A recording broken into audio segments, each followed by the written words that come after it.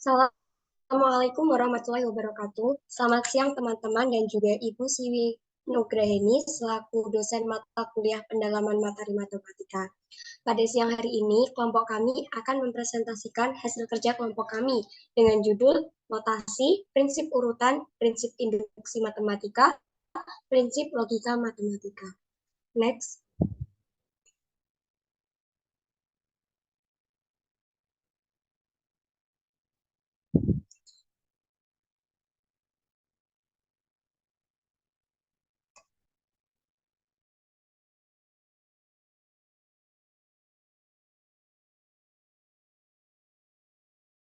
Next.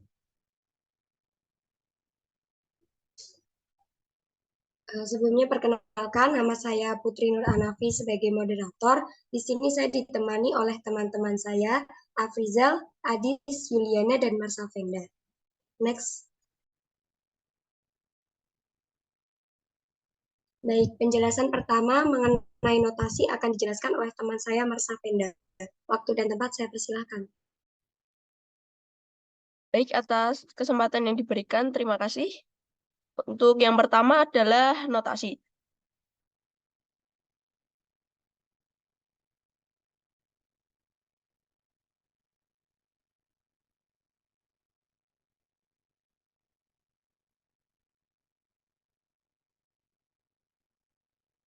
Pengertian notasi. Notasi merupakan kesepakatan atau persetujuan dan bisa disebut juga perjanjian untuk suatu lambang tertentu sehingga mempunyai makna. Contoh dari notasi, yang pertama ada A, B dalam kurung, berarti faktor persekutuan terbesar atau FPB dari A dan B atau Greatest Common Divisor atau GCD. Yang kedua ada A dalam kurung A, B dalam kurung. Berarti kelipatan persekutuan terkecil dari A dan B atau least common multiple atau biasa disingkat LCM. Yang ketiga adalah simbol Legendre atau A garis miring B. Berarti bilangan bulat lebih kecil atau sama dengan A garis miring B. Yang keempat ada simbol Jacobi atau kurung kurawal A garis miring B. Berarti bilangan bulat lebih besar atau sama dengan A garis miring B. Contoh yang kelima, jika Anda melihat tanda seperti ini, berarti artinya adalah membagi. Jadi misalnya 3, lalu tanda seperti itu 9, dibaca 3 membagi 9, yang artinya 3 dapat membagi 9 dengan sisa 0 atau tanpa sisa membagi habis. Yang keenam, ada X kurung kurawal, berarti bilangan bulat terbesar kurang dari atau sama dengan X. Bisa dilihat contohnya seperti ini ya. Untuk yang ketujuh, notasi yang berkaitan dengan operasi. Misalnya sebagai berikut. Dapat dilihat tanda-tandanya ada plus, minus, kali, bagi, ada sigma, dan lain-lain. Nah, arti dari lambang-lambang berikut adalah yang sigma penjumlahan berulang dan yang satunya adalah perkalian berulang. Yang nomor 8 ada notasi yang berkaitan dengan relasi atau hubungan.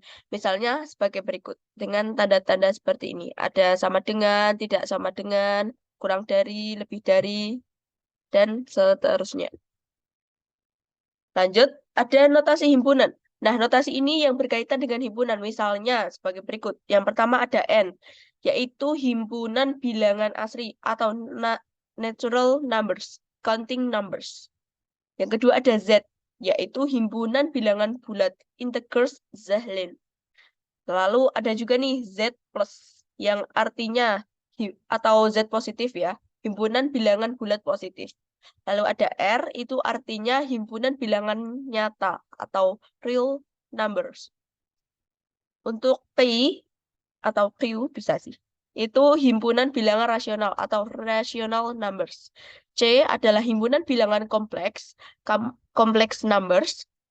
Q positif adalah bilangan rasional tidak nol. Dan R positif adalah bilangan real tidak nol atau non-zero real numbers. Nah, ini adalah contoh-contoh notasi-notasi penting.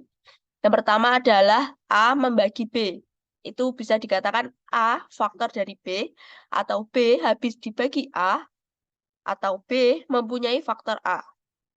Lalu yang kedua adalah A tidak membagi B. Artinya A bukan faktor B, B tidak membagi A, dan B tidak mempunyai faktor dari A. Dan yang ketiga adalah A, B dalam kurung. Artinya faktor persekutuan terbesar atau FPB, bisa juga disebut GCD, ada dari A dan B. Seperti itu. Sekian, saya kembalikan ke moderator. Baik, terima kasih Marsapenda atas penjelasannya. Penjelasan selanjutnya akan dijelaskan oleh teman saya Afrizal. Waktu dan tempat saya persilahkan. Baik, terima kasih kepada moderator. Selanjutnya, untuk notasi yang keempat, AB dalam kurung seperti yang tertera merupakan kelipatan persekutuan terkecil KPK sama dengan LCM dari A dan B. Selanjutnya, ada minimum XY, berarti nilai terkecil dari X dan Y. Sedangkan maksimum XY berarti nilai terbesar dari X dan Y. X dalam kurung berarti bilangan bulat terbesar kurang daripada atau sama dengan X. Di bawahnya ada lambang kurung seperti ini. Merupakan lambang Legendre dari A terhadap B. Untuk lambang yang terakhir, merupakan lambang Jacobi dari A terhadap B. Oke, selanjutnya untuk contoh soal notasi. Nyatakan himpunan di bawah ini dengan mendaftar anggotanya. Contoh soal nomor 1. M adalah himpunan bilangan asli kurang dari 5.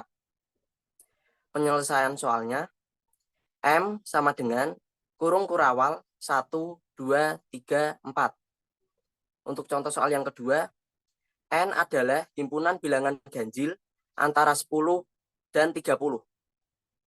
Penyelesaian soalnya, N sama dengan kurung kurawal 11, 13, 15, 17, 19, 21, 23, 25, 27, 29.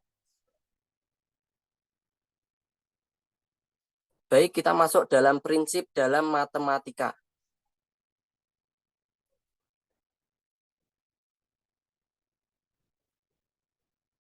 Nah, untuk yang pertama ada prinsip urutan.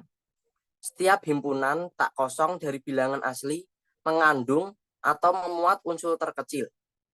Misalnya, pada bilangan bulat menyatakan jika A dan B adalah dua bilangan bulat berbeda.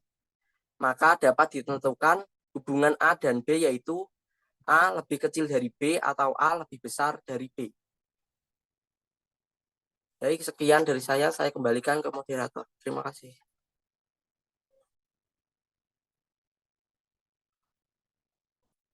Baik, terima kasih Afrizal atas penjelasannya. Kemudian penjelasan selanjutnya akan dijelaskan oleh teman saya Adis. Kepada Adis, waktu dan tempat saya persilahkan. Baik, terima kasih Mbak Putri. Selanjutnya yaitu contoh prinsip urutan. Di sini ada himpunan S, yaitu 2, 5, dan 7. Bagaimana himpunan bagian dari S yang tidak kosong dan bagaimana unsur terkecil berturut-turutnya.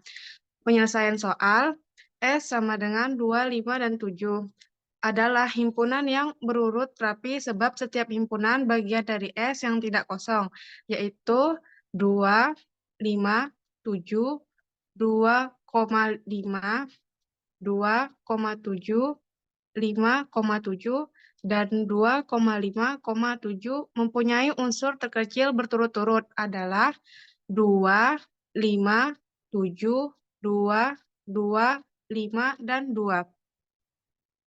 Next slide. Yang berikutnya itu prinsip induksi matematika. Untuk membuktikan bahwa Pn benar untuk semua bilangan bulat positif N, maka dilakukan dua langkah. Langkah yang pertama yaitu langkah dasar, dengan membuktikan bahwa P1 itu benar. Yang kedua langkah induktif, tunjukkan bahwa PK adalah PK tambah 1, itu pernyataan benar untuk semua bilangan bulat positif K. Contoh prinsip induksi matematika. Buktikan bahwa 1 tambah 3 tambah 5 tambah titik-titik tambah dalam kurung 2N kurang 1 sama dengan N2. Cara pembuktiannya itu untuk N sama dengan 1, maka 1 sama dengan 12 ini benar. Misalkan rumus di atas benar untuk N. Jadi 1 tambah 3 tambah 5 tambah titik-titik tambah dalam kurung 2N kurang 1 sama dengan N2. Kita periksa apakah rumus itu benar pula untuk N tambah 1. Jadi 1 tambah 3 tambah 5 tambah titik-titik tambah 2N kurang 1 sama dengan dalam kurung N tambah 1 kali 2.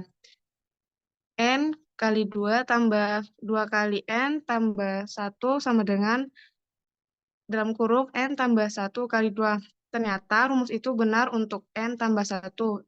Jadi rumus itu benar untuk setiap bilangan asli. Selanjutnya yaitu prinsip logika matematika. Prinsip logika matematika ini ada 3 cara, yaitu pernyataan berkuantor, bukti langsung, dan bukti tak langsung.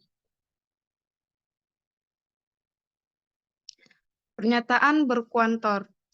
Pernyataan setiap X memenuhi Y tidak dapat dibuktikan dengan memberikan contoh-contoh X yang memenuhi Y. Tidak berlakunya pernyataan setiap X memenuhi Y dapat ditunjukkan dengan memberikan satu contoh X yang tidak memenuhi sifat Y. Pernyataan tidak setiap X memenuhi sifat Y dapat dibuktikan dengan memberikan satu contoh X yang tidak memenuhi sifat Y. Sekian dari saya. Untuk selanjutnya saya kembalikan kepada Mbak Moderator. Baik, terima kasih Adis atas penjelasannya. Penjelasan selanjutnya akan dijelaskan oleh teman saya Yuli. Kepada Yuli, saya persilahkan. Baik, terima kasih atas kesempatannya. Selanjutnya yaitu ada bukti langsung.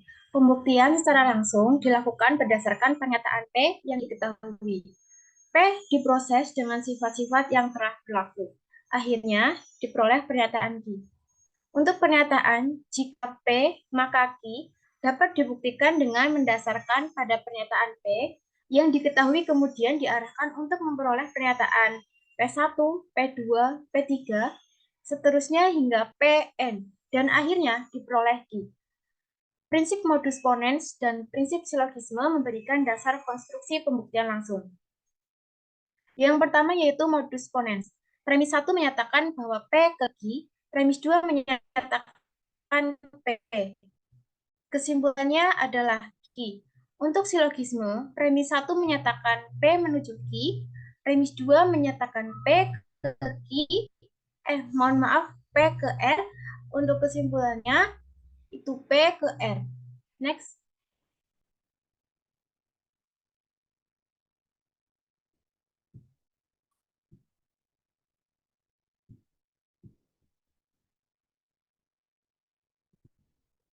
Nah, kemudian ada contoh dari bukti langsung. Yang pertama itu ada modus ponens.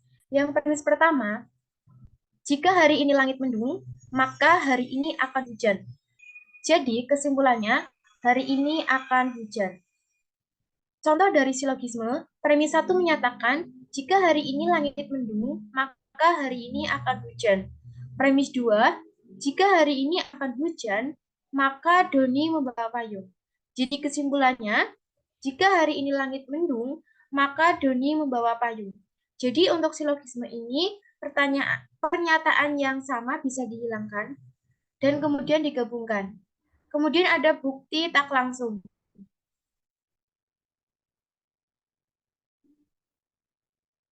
Next, Mbak Marsha.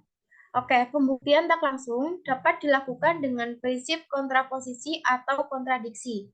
Untuk kontraposisi, dari implikasi adalah negasi Q ke negasi P. Untuk kontradiksi, negasi P ke Q adalah benar, dan Q bernilai salah, maka P bernilai benar. Next.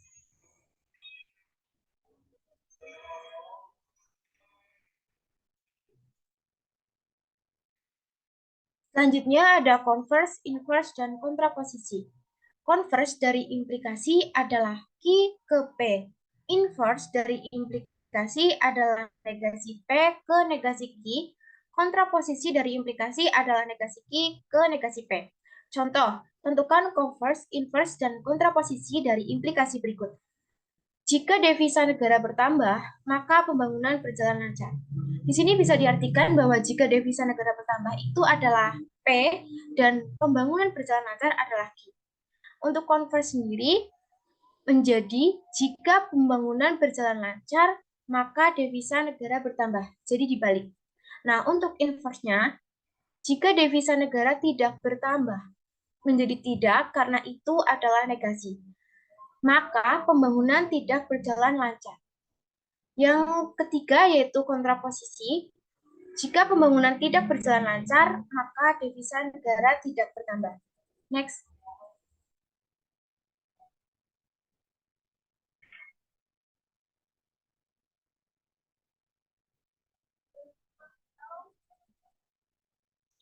Bukti dengan kontradiksi, negasi P ke Q adalah benar dan Q bernilai salah, maka negasi P bernilai salah dan P bernilai benar. Contoh, jika 3N plus 2 merupakan bilangan ganjil, maka N juga harus ganjil. Next. Contoh soal prinsip logika matematika. Nilai kebenaran dari P implikasi Q konjungsi negasi Q, implikasi negasi Q adalah penyelesaian soal bisa diperhatikan dalam tabel berikut sehingga menghasilkan nilai kebenarannya adalah benar, benar, benar, dan benar. Terus selanjutnya saya serahkan ke moderator.